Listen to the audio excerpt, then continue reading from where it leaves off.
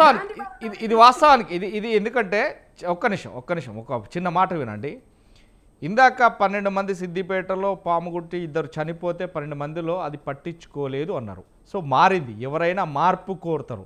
సరే okay, CM Revanth Reddy గారు సన్న బియ్యం పెట్టాలి, పేద ప్రజలు ఖచ్చితంగా ఎవరు తింటారో మనం తినే అన్నమే సన్న బియ్యం తినాలని చెప్పారు. అది వాట్సాప్ వాస్తవానికి మేము కూడా చూసాం. మంత్రులందరినీ కూడా విడిది చేయండి, ఖచ్చితంగా తినండి అని చెప్పారు. కానీ ఏం మారినా కానీ, పాలకులు మారినా కానీ ప్రభుత్వం లోపల అధికారుల తీరు మారలేదు అన్నదానికి ఒక నిదర్శనం చెప్తాను. అది అంటే దీనికి సంబంధం లేదు, అయినా కానీ మీరు సమాధానం చెప్పాలి.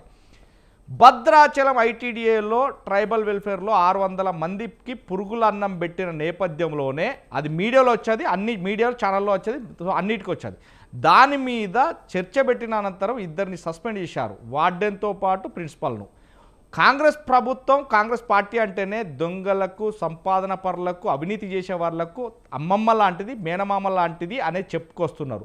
దీంట్లో నిదర్శనం ఏంటంటే అక్కడ సస్పెండ్ అయిన 2 కూడా ఎంక్వైరీ చేసిన అధికారులు అంటే ఏ తప్పు చేయని వ్యక్తిని ట్రాన్స్ఫర్ చేసి 2 సస్పెండ్ చేసిన వ్యక్తులను 20 రోజులు తిరగకుండానే మళ్ళీ తీసుకొచ్చి అదే పోస్టింగ్ అదే సేమ్ ప్లేస్లో ఇచ్చారు.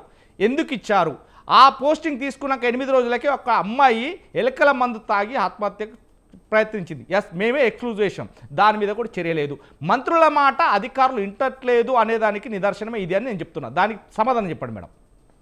ఒకటే సార్, ఇప్పుడు అధికారుల వ్యవస్థ విషయంలో రేవంత్ రెడ్డి గారు క్షుణ్ణంగా పరిశీలిస్తారు. మీకు ఇప్పుడు ఈ రోజు ఒక సీఎం గారు అన్ని పనులు చేయలేరు కదా, మంత్రులను పెడతారు, మంత్రికి ఎమ్మెల్యేలు ఉంటారు, ఎమ్మెల్యేల కింద కౌన్సిలర్స్ ఉంటారు, సమ్ ఎంపీటీసీలు జెడ్పీటీసీలు సంథింగ్ ఉంటారు.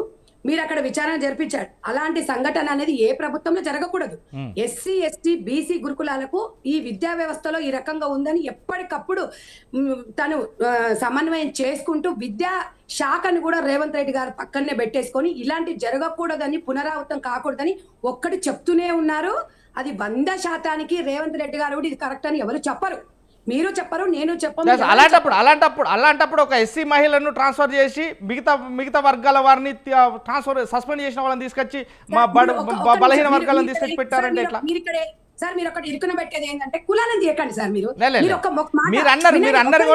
ఒక్క నిమిషం సార్, ఒక్క నిమిషం ప్లీజ్. మీరు ఒక యాంకర్ ఉండి ఎస్సీ మహిళ బీసీ మహిళ కాదు, మేము అందరం ఇప్పుడు వివిధ కులాలకు సంబంధించిన వాళ్ళు ఉన్నాం. ఎస్సీ ఆమెను చేసిరు, బీసీ ఆడ జరిగినది మీకు వినండి సార్, వినండి. మనం అక్కడ జరిగింది చెప్పినాము, అక్కడ ఉన్నది ఎస్సీనా బీసీనా మనం కులాల పేర్లు చెప్పుకొని మనం టీవీలలో కూర్చొని ఒక మహిళ కావమంటే ఇవాళ దళితులను హక్కున చేర్చుకుంది, ఇవాళ దళితుల డిప్యూటీ సీఎం గా దళితునికి ఇచ్చినాం మనం. ఒకటి వినండి సార్, మీరు దయచేసి సార్ ఒక్క నిమిషం. నేను ఒకటి ఇవాళ ఇంకొకటి, మీరు ఇందాక కూడా బ్రదర్ ఒకటి మాట చెప్పిండు, బీసీ మహిళను బెదిరిస్తున్నారు అది చేస్తారంటే అదే బీసీ మహిళ అదే సమన్వయం లోపంతో మా కుటుంబంలో అన్ని ఇలా మా కుటుంబంలో పెద్ద కుటుంబం చిన్న జరుగుతాము అని చెప్పేసి అదే ప్రెస్ మీట్ పెట్టి ఈ రోజు అదే క్షమాపణ కొండా సురేఖ గారు మా అన్న రేవంత్ రెడ్డి అని చెప్పినారు. మరి దీనికి సమాధానం ఏమని చెప్పలేం కదా. ఒక్కటి సార్, ఇక్కడ ఇవన్నీ జరగడానికి ఒక కారణం సమన్వయ లోపం ఒకటి. ఇంకొకటి, కాంగ్రెస్ పార్టీలో స్వేచ్ఛ అనేది ప్రతి మనిషికి ఉంటది. ఒక లీడర్ కావాలంటే నేను ఇప్పుడు నేను ఒక ఎమ్మెల్యేని కావాలంటే అంత స్వేచ్ఛ కాంగ్రెస్ పార్టీలో తప్ప ఇంకే పార్టీలు ఉండదు. ఇవాళ కాంగ్రెస్ పార్టీ గురించి తిట్టడం అనేది దళితులకు, ఇవాళ మైనార్టీలకు, మహిళలకు, ఎస్టీలకు అనేది 100% కాంగ్రెస్ పార్టీ అనేది ఇంద్రమామయం నుంచి తెలుసు. ఎవరో వచ్చి చెప్తే చెప్పించుకునే స్థితిలో మేము లేవు, ఎవరో నమ్మించే పరిస్థితిలో మేము కూడా లేవు. ఎందుకు అంటే ఇది ప్రజల కోసం ఉన్న కాంగ్రెస్ పార్టీ, ప్రజల కోసమే. ₹1 మిగిలిన కల్వకుంట్ల ఫ్యామిలీ లాగా వేసుకొని పోదు, కల్వకుంట్ల ఫ్యామిలీ లాగా దోసుకొని పోదు. ఎంతసేపున కాంగ్రెస్ పార్టీ 10 మందికి పంచిపెట్టే పార్టీ.